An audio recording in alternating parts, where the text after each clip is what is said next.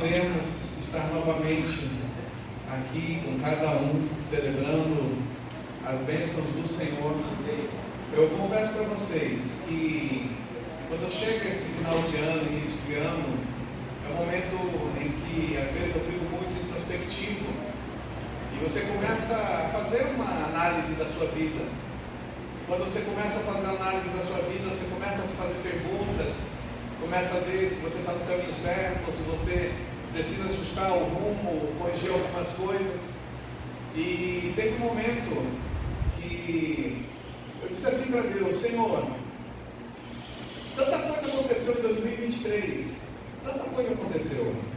Quando nós aceitamos o desafio de vir para cá, eu estava 100% remoto. E quando dissemos sim, a gente vai começar a apoiar o trabalho da Americana. A empresa multinacional que eu trabalhava, alemã, ela foi vendida. E aí ela fez um layoff, colocou todos os cargos de gerência para fora. E eu fui do cargo de gerência para fora. Eu disse: amém, Senhor, amém. Isso porque nós estávamos em Artur Nogueira, estamos em Artur Nogueira, 40 minutos daqui. E aí, ali em Artur Nogueira, a gente pensou: poxa, início do ano, tomamos um desafio de agora ajudar a Americana, mas eu não posso estar parado, porque eu não trabalho em tempo integral na igreja. Eu trabalho fora, minha esposa trabalha fora. Aí começamos a orar. Eu disse: enquanto está acontecendo essas mudanças, início do ano passado, eu disse: eu vou começar a fazer consultoria, até as portas se abrirem. Consegui uma empresa para dar consultoria comercial na América Latina. E aí, começando a dar consultoria, se tornou algo híbrido, algo em que a gente começou a ter que ir toda semana para São Paulo. Aí ficou aquele desafio: ir para São Paulo, 2 horas aqui de Artur Nogueira para São Paulo, voltar para Americana, voltar para Artur Nogueira. E isso foi a nossa vida em 2023. Foi algo assim bem desafiante. E aí você chega no final do ano e você começa a pensar: poxa, será que vale a pena mesmo? Será que é isso que Deus quer? Será que a gente não está empolgado, né? Será que a gente está andando no caminho mais sério do que se pode pensar? Aí numa dessas, diz: Senhor, se tu realmente está com a Americana, respondendo a oração de pessoas de Americana, porque nós não estamos aqui por acaso, alguém orou antes, alguém preparou antes. O José Carlos e a Kátia tinham e tem a célula na casa deles, foram os pioneiros aqui, estavam orando por esse local, e outras pessoas orando por esse local, porque tem muita gente desigrejada, tem muita gente que está desanimada em relação à igreja, tem muita gente que está fria em relação à igreja. E a gente disse assim na oração: Senhor, se o Senhor está nessa obra, nós queremos ver o teu poder. E assim, para nós começarmos o ano, você está sentado no milagre de Deus. Ganhamos 102 cadeiras. Essas cadeiras que vocês estão sentados já foi o nosso primeiro milagre do ano. Uma cadeira mais larga, mais confortável. Não pagamos nada por elas. E a empresa que ia fazer o transporte delas de Guarulhos para cá, ela disse assim: pastor, eu estou com tanta certeza que Deus tem algo muito grande Americana, que a gente está doando também a entrega, e doaram também a entrega para vir para cá. Então assim, é bênção, pode aplaudir ao Senhor, porque é milagre, sabe, é bênção de Deus. Às vezes a gente não entende as coisas que estão acontecendo nas nossas vidas. Ah, mas estava indo tudo certo, o emprego mudou, você teve que fazer outra coisa, você teve que... Meus queridos, tudo tem um propósito, tudo tem algo a nos ensinar, tudo tem algo a nos motivar, a nos fazer ver de maneira diferente, a sair da zona de conforto, porque nada que a gente faz sem abrir mão de algumas coisas e assumir novas coisas. Antes eu assumia muitos compromissos para ministrar fora, eu tive que dizer muito não para os convites para ministrar fora, para poder estar aqui. E aí Deus abriu portas para outras coisas maravilhosas, porque eu disse assim, olha, eu não vou mais ministrar tanto fora, porque eu vou passar mais tempo agora em Americana. E o que Deus fez? Deus abriu a possibilidade de eu ser um colunista lá do Guia-me. E de 50 colunistas, hoje eu sou o terceiro mais lido de todo o grupo. São cerca de 100 mil pessoas que estão lendo todos os artigos que a gente está colocando, e pessoas têm ido para a igreja, vindo para a igreja e dizendo, olha, eu estou indo porque os artigos estão me impactando. Então, você vê como é que Deus faz. E esse ano, nós vamos falar, nesse ano a gente vai falar sobre chamados para permanecer. Esse é o tema do nosso ano da Igreja Batista do Povo. Estava até conversando com o Roberto. Como é difícil permanecer. Às vezes aparenta até que é mais difícil permanecer do que aceitar Jesus. Porque você aceita Jesus, ok, aceitei Jesus, eu já sei que eu estou salvo, já sei que eu tenho o Senhor. Agora, permanecer em santidade, permanecer firme em Deus, mantendo a fé, é um desafio diário. Porque tudo vem tentar nos roubar a fé, tentar nos roubar a esperança, tentar nos roubar a paz, tentar nos roubar a harmonia. E isso é um desafio diário. E o nosso tema, chamados para permanecer, é algo que mexe com cada um de nós, porque a gente tem que olhar para cada um de nós e dizer, como eu estou firme em Deus? Será que algo está me abalando? Será que algo está roubando a minha fé? Será que algo está minando o meu alicerce com Deus? Porque eu confesso a vocês, quanto mais nós aconselhamos pessoas, mais nós vemos dois tipos de pessoas vivendo por aí. Uma que luta para não tomar decisões erradas, e outra que convive com decisões erradas todos os dias. E analisar isso nas nossas vidas é um desafio. Será que eu estou lutando para não tomar decisões erradas? Ou será que eu já estou acomodado e já me entreguei, já é normal? Ah não, deixa, é assim mesmo, o tempo resolve, as coisas resolvem.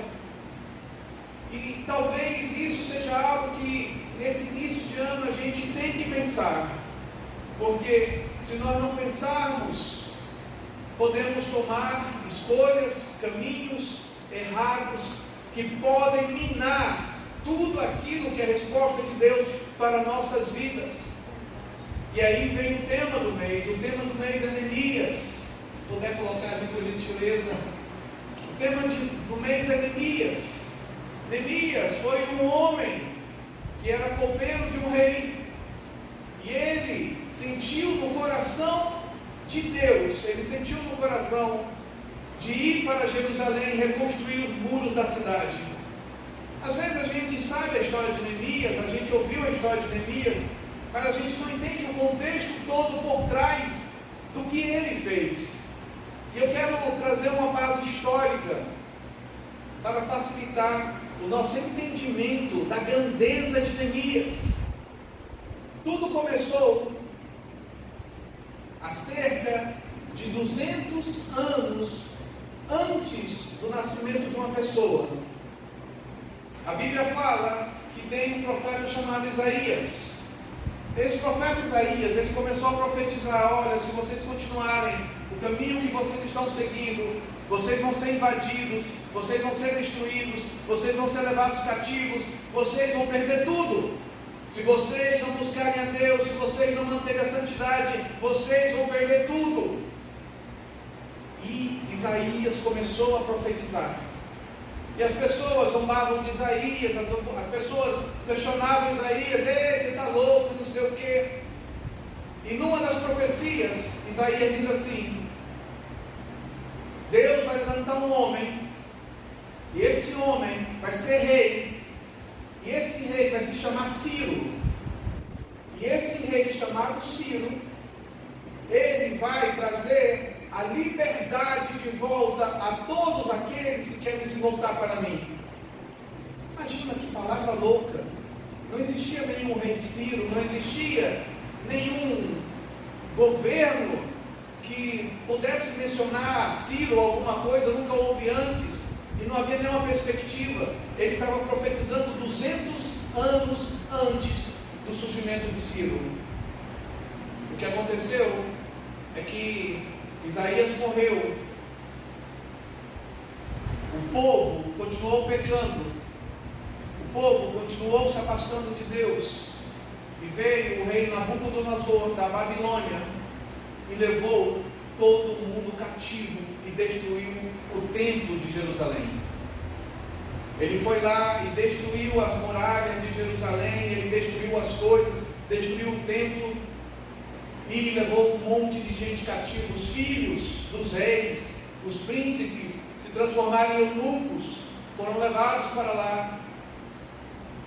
E toda aquela situação aconteceu nesse período em que Nabucodonosor estava reinando. Você vai ver a história de Ezequiel, o profeta. O profeta Ezequiel é levantado para profetizar lá no rio Quebar, nas terras da Babilônia, que hoje é o atual Iraque, e é toda aquela região ali da Mesopotâmia. E aí, Deus levantou 4 homens, 4 jovens, lá dentro da Babilônia.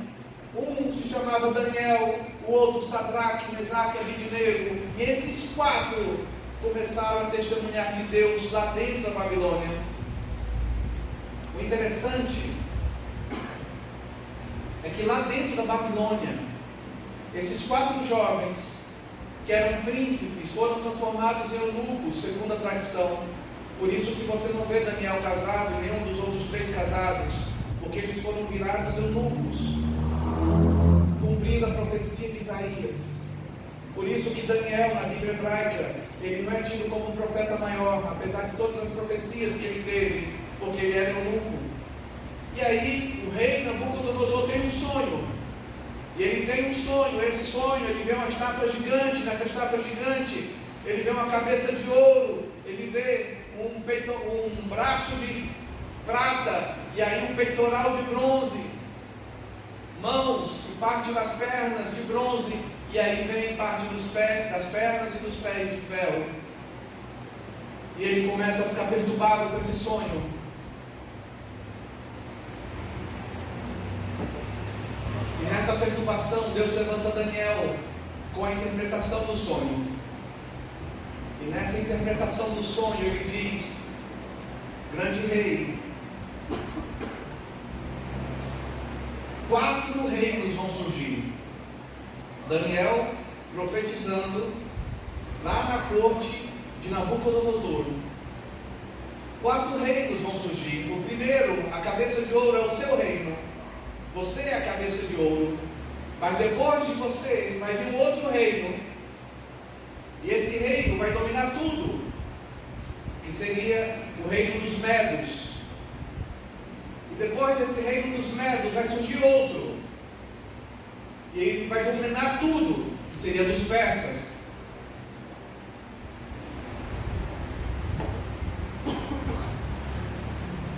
E depois do reino dos persas vai surgir outro, que vai ser o reino de Roma, dos romanos. E depois do reino dos romanos vão surgir 10 reinos, que simboliza os dedos e os pés de ferro, que seriam os 10 reinos que viriam após a destruição de Roma. Surge Nabucodonosor, cabeça de ouro. E aí surge um rei chamado Ciro, Medo. E esse rei Ciro, Medo, ele derrota Nabucodonosor. Domina tudo, reina em tudo. E ele começa a perguntar: existe alguma profecia sobre mim na história? E aí uma pessoa chega para ele e diz: sim, existe uma profecia. Um hebreu, um judeu, há 200 anos atrás, ele profetizou que você surgiria e que você liberaria o povo deles para reconstruir a cidade deles. Olha que interessante. Uma pessoa que nunca ouviu falar da Bíblia, nunca ouviu falar de Deus, da daquela forma, ele tem a oportunidade de ouvir de uma profecia que foi dada. E por causa dessa profecia, Ciro diz: a partir de agora, no meu reino, todo judeu que tiver vontade de voltar para a sua terra pode voltar. E ali começa o milagre do retorno de alguns cativos para Israel, para Jerusalém, por causa de uma profecia. Eu estou contando esse contexto histórico que é impressionante, que é maravilhoso, e ele é confirmado na história tradicional, porque assim, é fabuloso como Deus move na história. 200 anos antes de Ciro surgir, Deus já havia profetizado o que ele iria fazer. E quando ele se torna rei, vencendo Nabucodonosor, e o filho dele, Belsazar, que era o filho de Nabucodonosor, Ciro, por um incômodo divino, que ele também não entendia, ele disse: há alguma profecia sobre eu? Quem que já perguntou isso? Será que existe uma profecia sobre a minha vida? Eu quero contar para cada um de nós. Deus sempre levantou na história alguém para interceder por cada um de nós. Por causa da intercessão de alguém é que nós estamos aqui hoje. Não duvide disso. Não estamos aqui por acaso, nós estamos aqui porque alguém pagou um preço por nossas vidas. Nós estamos aqui porque alguém chorou por nós, alguém clamou por nós, alguém sabia que lá no futuro precisaríamos de Deus. Deus profetizou sobre Ciro 200 anos antes. E Ciro o Grande derrota Nabucodonosor, derrota Belsazar e começa a liberar o povo de Israel. E aí vem a profecia de Daniel, dizendo que depois do império dos Medas, o Medos, de Ciro e Dario, que foi também amigo de Daniel, você vai ver no livro de Daniel que fala que Daniel conviveu com esses reis. Deus continua cumprindo o sonho, continua cumprindo a interpretação daquela estátua e disse: um outro reino vai surgir e vai vencer esse reino dos Medos. E aí surge o reino dos persas. E o reino dos persas, ele vem com Xerxes I. E Xerxes I, ele domina tudo. Contextualizando, nós já assistimos naquele filme Os 300 de Esparta. Quem já assistiu? Os 300 de Esparta, que é sobre a guerra das Termópilas. Aquela guerra das Termópilas contra aquele rei persa nada mais é do que Xerxes I. E Xerxes I, se nós formos contextualizar na Bíblia, é o rei Assuero que casa com Esther. Olha que interessante. Xerxes I, ele tem aquele problema com Vasti, a rainha, e ele escolhe uma nova rainha e vem Esther. E Esther entra para o palácio, e Xerxes I domina sobre tudo, vence o Império Medo, vencendo Ciro, vencendo Dario, vencendo todos os reis. Na corte de Xerxes I, entra uma pessoa que teme a Deus, chamada Esther. E essa pessoa que teme a Deus, e o tio dela, Mardoqueu, influenciam Xerxes I a entender aquilo que Deus está falando e fazendo através da história. Sabe aqueles momentos enigmáticos que nós não conseguimos entender, que pessoas entram na nossa vida com o intuito de nos fortalecer em Deus, e você não entende? Que pessoa chata, porque surgiu essa pessoa, o que ela está querendo? Quantas vezes de tempo em tempo Deus levanta alguém para entrar na nossa vida, para nos ajudar a ser santos, para nos ajudar a permanecer em Deus, para nos ajudar a crer que existe algo maior do que nós. Esther teve esse papel muito forte na vida de Xerxes I. Xerxes I, o Assuero, ouvindo essa influência, daquele povo, apesar de todas as conquistas, ganhou de Esparta, ganhou de todos os lugares. Você vai ouvir sobre a guerra de Troia, que está relacionada a essa época também. Coisas fascinantes, coisas grandiosas. E Deus colocando pessoas para influenciar esses homens grandes. E de repente, Xerxes I, ele tem um filho chamado Artaxerxes I. E esse filho de Xerxes I, chamado Artaxerxes I, ele chega para os seus sábios e pergunta assim: o que os grandes reis fizeram antes de mim, que eu devo continuar fazendo? E os seus sábios disseram: olha, seu pai teve uma esposa, e ela era de um povo, e de um povo que profetizou o surgimento do grande rei Ciro 200 anos antes. E ele: como assim? Existe um povo que teve a sua terra destruída por Nabucodonosor, teve um templo destruído por Nabucodonosor, e Ciro o Grande, ele foi levantado por Deus para liberar o povo para voltar à sua terra. Quando Artaxerxes I ouviu isso, ele disse: eu quero fazer algo então para o Deus que sabe do futuro. E ele chamou Esdras e chamou outras pessoas e disse: olha, eu quero que vocês, sacerdotes, voltem lá para Jerusalém, que está destruído, e comecem a ensinar de novo a palavra de Deus.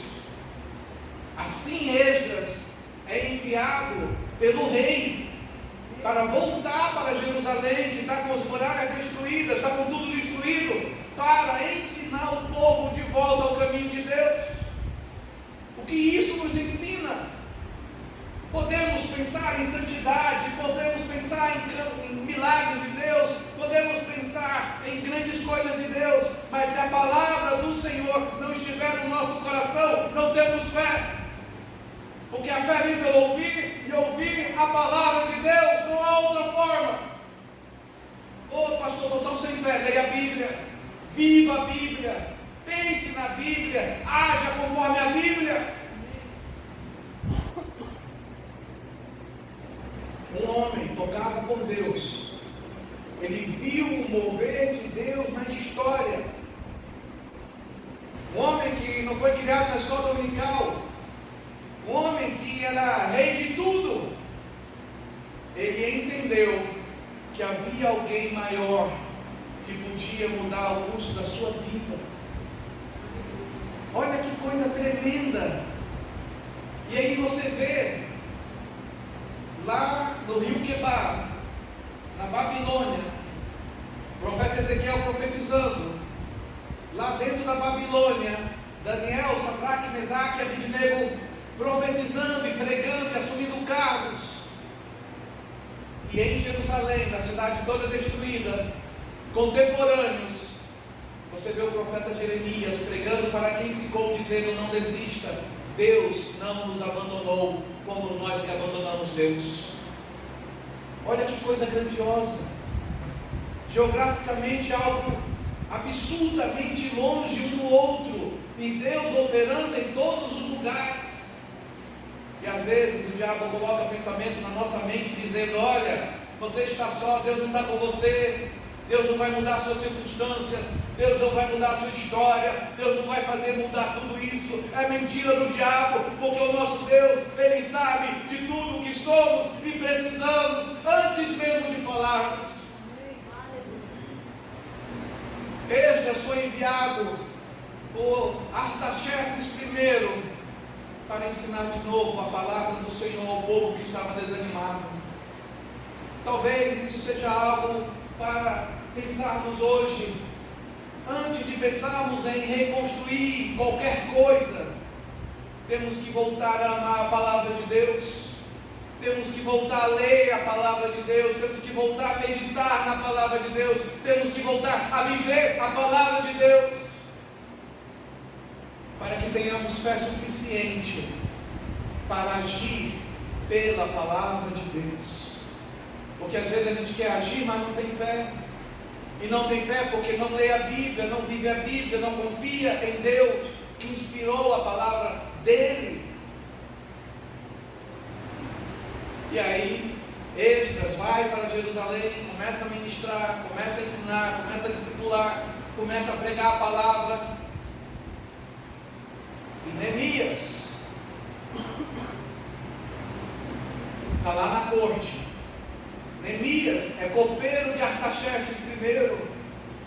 Neemias está trabalhando lá, está lá fazendo as suas coisas, ele é copeiro, e ele está ali trabalhando e servindo o rei. E o cargo de copeiro era um dos cargos de maior confiança, porque você podia dar uma bebida envenenada, contaminada, então era quase que o seu braço direito ser copeiro do rei.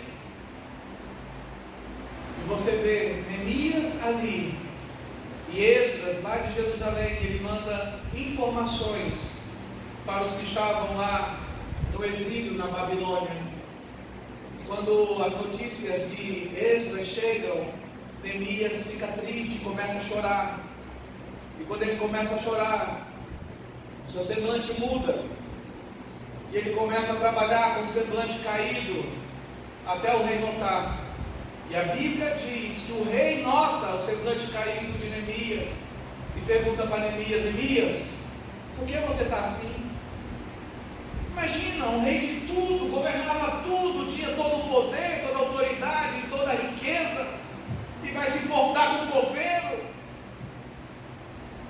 Às vezes a gente diz: poxa, ninguém vai se importar comigo, quem sou eu? Eu não sou um presidente, eu não sou um diretor, eu não sou nada, quem vai se importar comigo? Eu quero dizer para você que o Deus que você serve, Ele te conhece e Ele se importa com você. Ele olha para você, Ele olha o teu interior, Ele olha a tua vida, Ele se importa contigo. E a Bíblia diz que Deus inclina o coração do rei para onde Ele quer. É Deus que inclina. É que muitas vezes nós paramos de orar, muitas vezes nós paramos de acreditar nesse Deus, e a gente não crê que Deus pode mudar o coração de alguém. O rei teve o seu coração mudado quando viu o semblante de Neemias. E ele pergunta para Neemias, aí entra Neemias na história: Neemias, o que houve? Por que você está assim?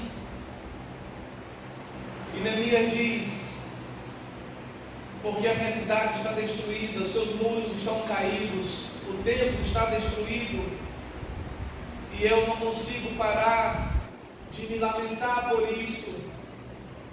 E o rei diz: Neemias, toma cartas, toma dinheiro, toma soldados, toma tudo que você precisar, e pode voltar para a tua cidade e reconstruir os muros da cidade. Tudo isso porque uma pessoa ouviu a voz de Deus e disse: Senhor, eu vou fazer o que o Senhor está me pedindo. Se Isaías não tivesse profetizado lá atrás, cerca de 300 anos agora, não haveria esse momento profético acontecendo. E é isso que eu quero trazer a atenção de cada um de nós. Você não está sentado aqui hoje nessas cadeiras que foram dadas por Deus a nós por acaso. Não é uma questão de membresia, não é uma questão de você fazer parte de um grupo, é uma questão da sua vida com Deus estar firme e firme em Deus. Porque é Deus que importa, é Deus que faz a diferença, é Deus que pode mudar a nossa sorte. Neemias, ele não foi murmurar, ele não foi reclamar. Neemias, ele foi chorar e dizer: Senhor, as notícias que eu estou recebendo são más, as notícias que eu estou recebendo são ruins, e eu não tenho condição de fazer nada. Mas Deus tem condição de fazer tudo. E Deus, na sua condição de fazer tudo, toca no coração do rei, e o rei percebe o copeiro e diz para o copeiro: Neemias, você está liberado por 2 anos, vá, e eu vou te dar tudo o que você precisa para reconstruir a sua cidade. Eu não sei qual é a cidade que cada um de nós precisa reconstruir. Eu não sei qual é o rei ou a autoridade ou quem precisa nos liberar para tal empenho, para tal, desafio. Mas algo eu sei, que Deus é o Deus que pode mexer em qualquer cadeia de autoridade, em qualquer cadeia econômica, em qualquer cadeia financeira. Deus é o Deus que pode entrar na história e fazer toda a diferença, porque alguém profetizou sobre nós. Nós somos frutos de profecia. Nós não somos frutos do acaso. Nós somos frutos de pessoas que levantaram-se lá atrás e pagaram um preço por cada um de nós, dizendo: Senhor, vai surgir um ali, ó Pai, e o Senhor prepara o coração dele, para quando ele surgir, que ele busque ao Senhor, porque ele buscando ao Senhor, outros serão salvos na sua família, na sua cidade, na sua vizinhança. Por isso que quando a gente fala de Neemias, a gente tem que se lembrar que o nosso papel é crer no Deus que é maior do que reis, é crer no Deus que é maior do que governadores, é crer no Deus que é maior do que a economia, é crer no Deus que é maior do que qualquer conhecimento que possamos ter ou adquirir. Esse Deus, ele faz a diferença. Quando a gente começa a estudar a história, e eu estou falando da história secular, tudo comprovado secularmente, há inúmeros escritos e documentos e teses provando tudo isso que a Bíblia já falava. Um profeta profetizou, um rei destruiu tudo, um rei 200 anos depois surge e restaura todo o princípio, para que os alicerces fossem sendo restaurados passo a passo. E isso é um ponto importante para cada um de nós. Talvez muitas coisas nas nossas vidas não mudam, porque a gente quer fazer tudo de uma vez. A gente não separa as prioridades, a gente não separa as coisas que são mais importantes. A gente quer começar por coisas urgentes. E aí, quando a gente começa por essas coisas urgentes, elas roubam a nossa atenção, e roubando a nossa atenção, nos confundem, nos roubam tempo e nos fazem distrair. E a gente começa a achar que a gente está perdendo tempo e não está fazendo nada. E além disso, da falta de foco que nós mesmos geramos, existe a questão também de que a palavra do Senhor está se cumprindo, há falsos mestres e falsos profetas. Não preciso falar, sabemos identificar pessoas que estão vivendo à base de dinheiro, tentando extorquir dinheiro, amedrontando pessoas a dar. Pessoas que estão amaldiçoando outras para que aquela se sinta amedrontada e diga: olha, eu estou sob maldição, e começa a ficar preocupado. Estava falando com o Roberto agora há pouco sobre os falsos mestres, falsos profetas que estão surgindo, pessoas que leem tarô. Ele estava comentando de uma mulher. Essa mulher, ela começa a falar: olha, Jesus é bom, se você está com um problema, ore, leia a Bíblia, seja santo e não sei o que, deixa eu puxar uma carta de tarô e ver o que está dizendo o seu futuro. Está desse jeito, o diabo está colocando pessoas mentirosas de engano para nos enganar. E não são só mulheres, são homens aos montes que se dizem pastores e sobem nos púlpitos falando palavrão, bebendo cerveja lá no púlpito. Não há mais temor do Senhor. Pessoas que se dizem: não, eu sou pastor, e falam palavrão. Eu sou pastor, e está bêbado ali. Meus queridos, nós temos que discernir os tempos. O diabo está colocando muita situação de mundo para que a gente comece a se convencer que não tem problema, que é normal, podemos ser mundo, podemos ser igreja e agindo como mundo, porque não tem problema. Se nós não tivermos temor do Senhor e nos voltarmos para Deus, continuaremos crentes carnais. Crentes que, se Jesus voltar hoje, vai sentir o peso da culpa, porque sabe que está vivendo uma vida longe de Deus. Reconstruir os muros começa quando a gente se volta para Deus e diz: Senhor, eu quero que a Tua palavra me edifique, e a Tua palavra me edificando, eu vou ter fé para viver essa vida que se diz ser vida cristã. Vida cristã não é fácil. Vida cristã não é algo que a gente faz pelo braço da força. Permanecer em Deus não é fácil. Há muita notícia ruim, há muita coisa ruim, há muita gente falsa. E tem hora que a gente cansa. E tem hora que a gente desanima. E tem hora que a gente já não aguenta mais tanta terminologia, não aguenta mais tanto gente que sabe tudo, gente que acha que é o Senhor de tudo. Mas os seus interiores estão destruídas, estão acabadas, estão arruinadas, sem paz nenhuma, sem nenhuma paz. E quando a gente fala de Neemias, reconstruir o templo, reconstruir os muros, é isso que eu trago para nós hoje. Tudo aquilo que você se propõe a fazer em Deus, diante de Deus, saiba primeiramente que antes de você pensar nisso, alguém orou por você. Alguém está orando por você e alguém acredita em você. Você não está só. Antes de você pensar em qualquer coisa, eu estou pensando em abrir um negócio, saiba que alguém está orando por você, alguém acredita em você e alguém quer que você dê certo. Aí você pode dizer: mas por que é tão difícil?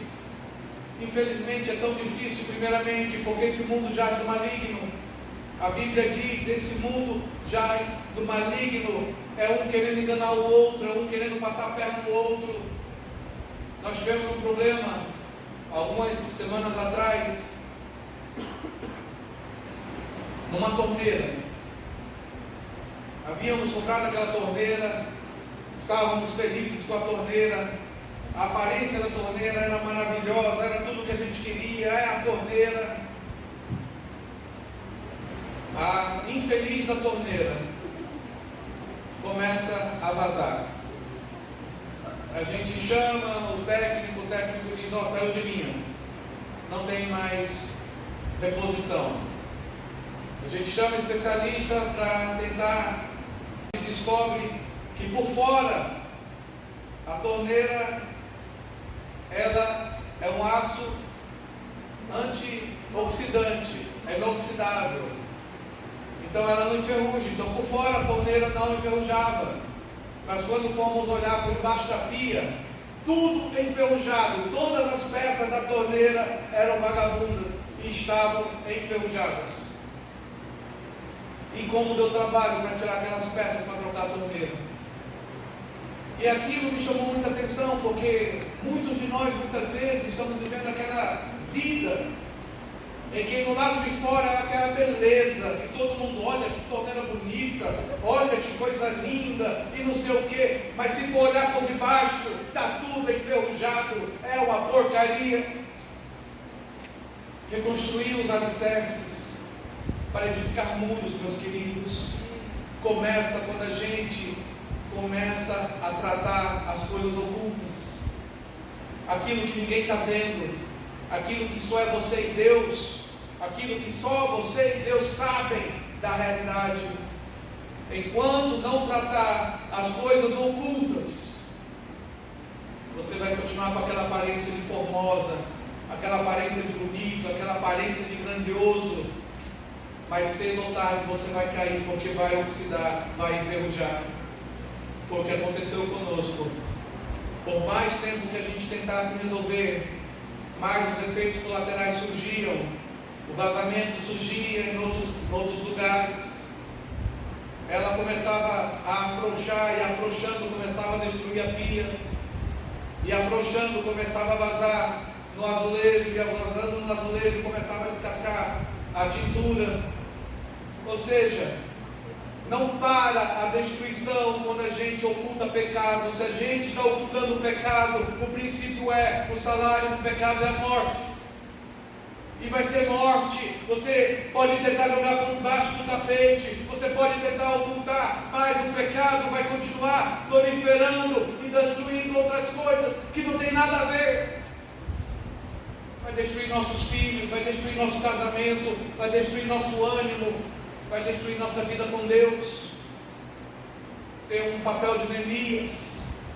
Cumprir a profecia é algo que exige posicionamento, é algo que exige cada um de nós nos voltarmos de novo àquele primeiro amor que nos fazia levantar e orar mais, e buscar mais, e adorar mais a Deus, e ajudar outras pessoas, e ajudar lugares que precisam de ajuda,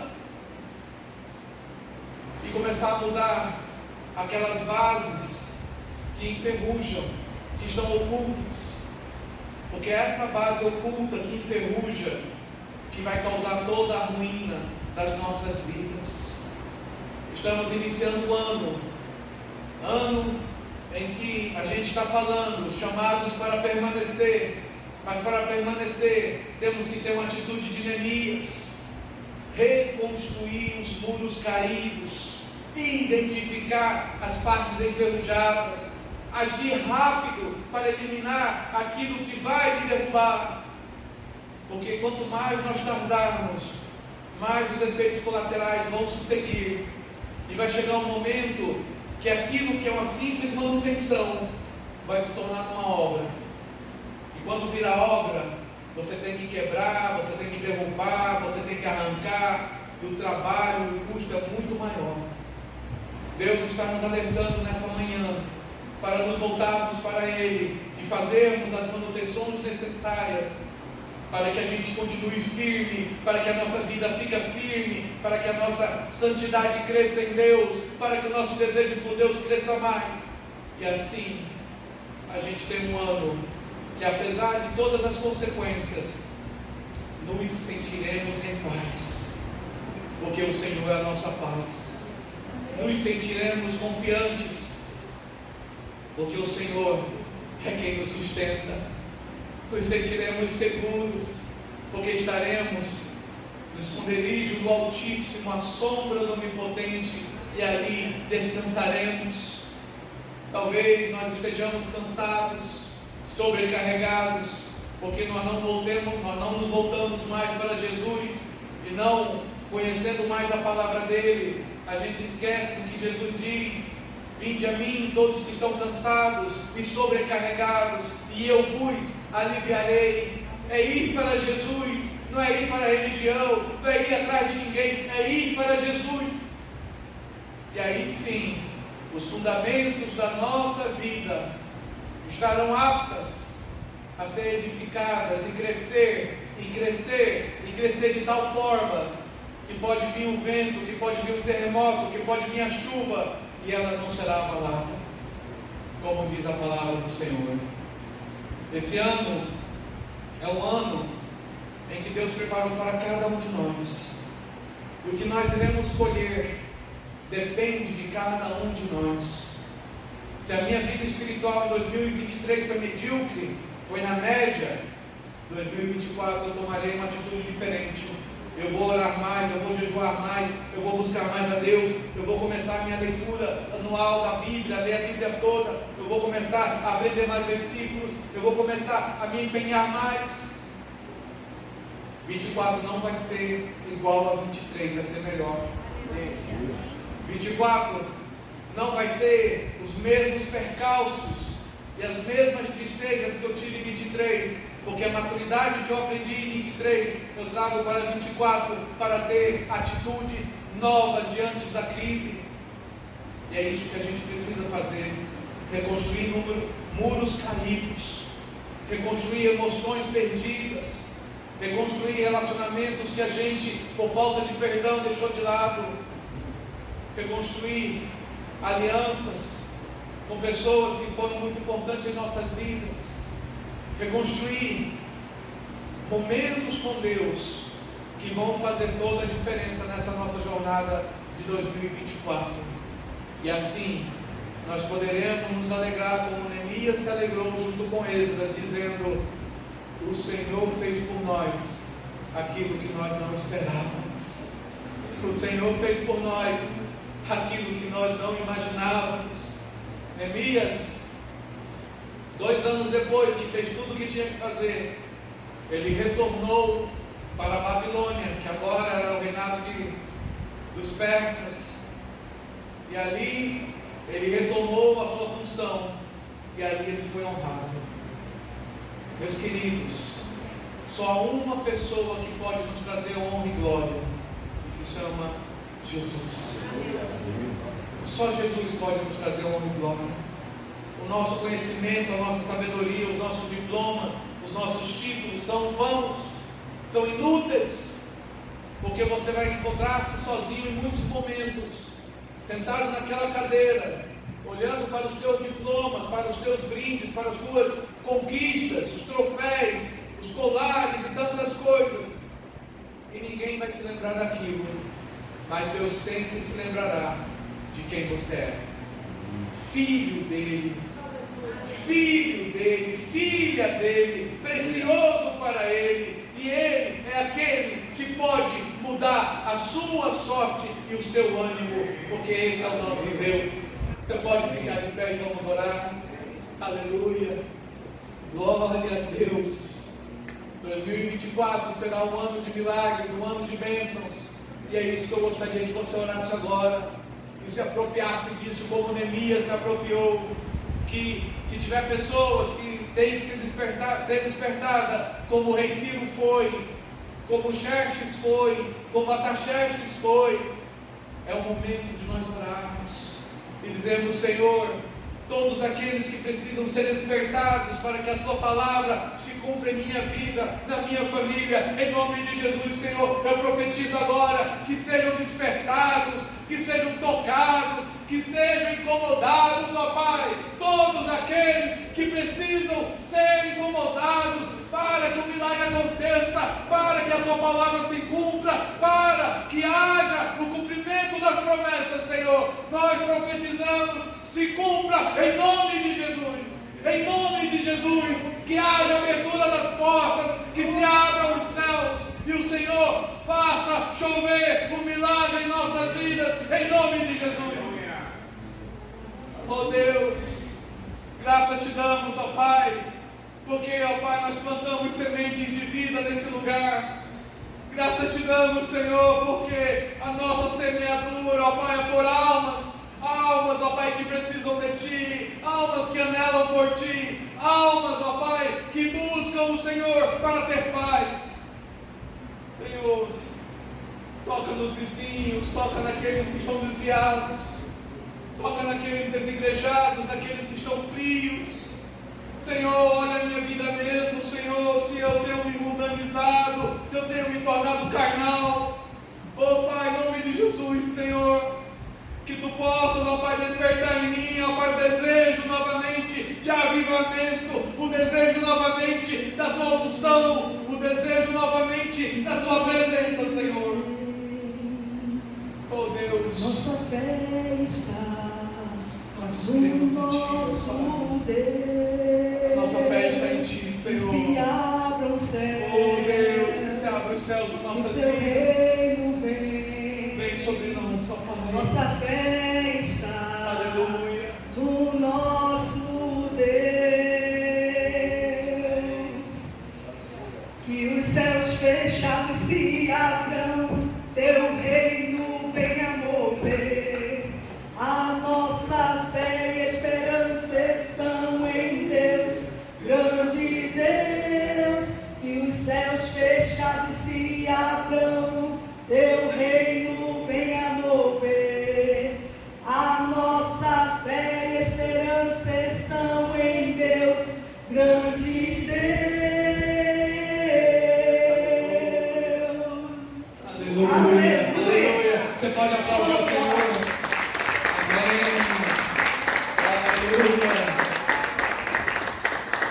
Meus queridos, não aceitem as palavras do diabo dizendo que esse ano vai ser péssimo, que esse ano vai ser ruim, vai ser uma maldição. O seu Deus é maior do que qualquer notícia que o diabo te deu. O teu Deus é maior do que tudo. Vimos na história como Ele tocou em coração de reis que não o conheciam e começaram a conhecê-lo. Vimos como Deus tocou na história, como Ele liberou pessoas a irem preparar um lugar para cada um de nós. e Ele reconstruiu. Todo projeto de reconstrução, todo projeto de crescimento, todo projeto de prosperidade vem de Deus e não do diabo. Amém. Mas nós não podemos nos perder. Temos que nos firmar em Deus, porque quanto mais nós crescemos, mais o orgulho pode vir sobre nós. E se deixarmos o orgulho vir sobre nós, a Bíblia diz que o orgulho precede a queda. É onde nós temos que vigiar, nos cuidar e dizer: Senhor, tudo que eu sou e tudo que eu tenho é teu. Guarda o meu coração, Senhor, para que não haja ferrugem, para que não haja nada oculto que vai destruir aquilo que tu estás me dando e edificando na minha vida e na minha família, em nome de Jesus. Amém. Você pode colocar a mão no seu coração nesse momento. Senhor, que o amor do Pai, a comunhão do Filho e as doces consolações do Espírito Santo sejam com cada um de nós, em nome do Senhor Jesus. Tenha uma excelente semana do Senhor. Falem com outros, preguem para os outros, convide os outros, e que essa presença do Senhor siga com vocês em cada lugar que forem, em nome de Jesus. Não deixem de dar um abraço um no outro e dizer: que bom que você está aqui.